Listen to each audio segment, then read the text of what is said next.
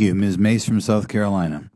Thank you, Mr. Chairman, and I want to thank you both for being with us today. And I know you're getting a lot of different questions from a lot of different angles, and I appreciate the time and effort you've done to prepare for this hearing today. You have one of the most important jobs in the country, both from a national security standpoint and the integrity of our immigration system. Every town is a border town. I'm from South Carolina, but 2 years ago we had a member of the MS-13 gang in Beaufort County. I don't know what the hell he was doing there. We've had fentanyl overdoses. We've had law enforcement, get exposed to that and be hospitalized. And we've seen what the millions of illegals and the cartels have done coming across our country and how it has affected every community across the nation. I am interested to hear from both of you today on some of the tech things that have been mentioned, technology.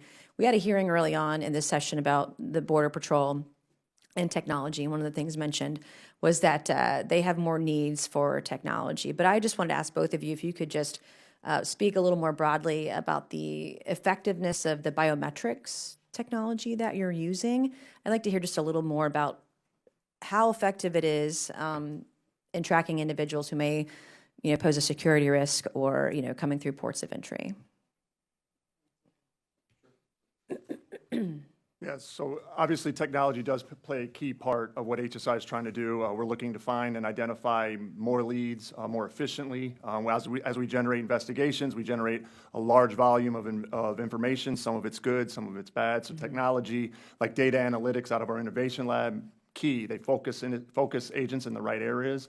In reference to biometrics, we found biometrics being very useful, particularly in human smuggling investigations, where, again, the smuggling organizations are focused on bringing in illicit actors, nefarious individuals into the United States. So partnering with the intelligence community and the Department of Defense, yes, biometrics has been a key part. Can I just one question on that? Because I only have 5 minutes, but are the biometrics, are they used both on legal citizens coming across the ports of entry and those who are crossing over illegally? Is it both? So from HSI's perspective, we use it on a razor focus if it's focused towards a criminal investigation. So it could be both, depending on the nature and the makeup of the criminal organization we're looking at. Certainly since the implementation of our biometrics facial comparison program, starting back in 2016, we have encountered over 1,700 imposters. Primarily, it was about just over 1,600 of those were identified at our southwest border ports of entry.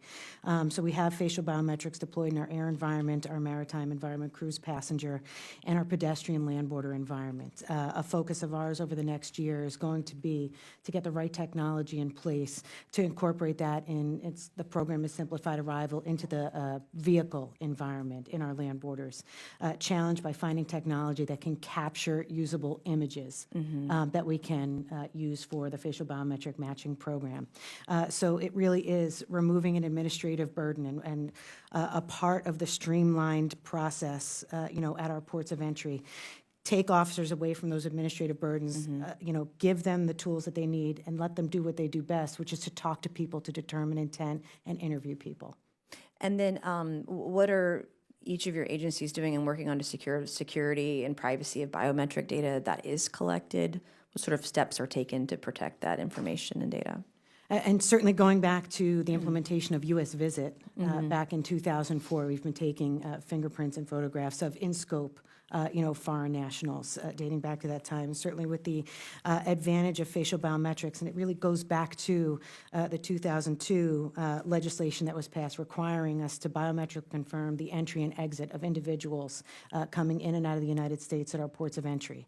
It has been a long endeavor in that we received that mission in 2013, testing multiple modalities, iris, fingerprints, and photos. And we landed with photos because everyone knows how to take a picture. Everyone knows how to take a selfie. It's not intimidating, and it's the most streamlined process for us to do without creating major disruptions in the infrastructure investments for outbound air passenger. I've got 30 seconds left, and either of you can answer this speed round, but what's next? What do you need from Congress to do more, better, faster, more efficiently?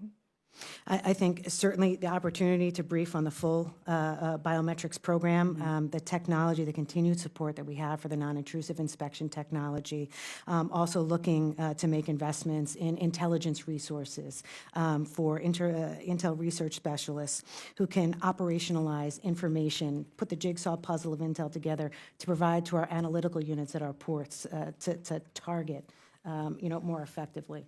Certainly, as we increase our investigative capabilities and our technology capabilities, it's going to require more agents to back that up. So technology is great. It allows agents to be focused, but as we need that, we do need to follow up with that in order to make criminal investigations. So technology will never replace the men and women actually pursuing what the technology uncovers. So we will inevitably need more agents on the field working these investigations. Thank you, Mr. Chairman, and I yield back.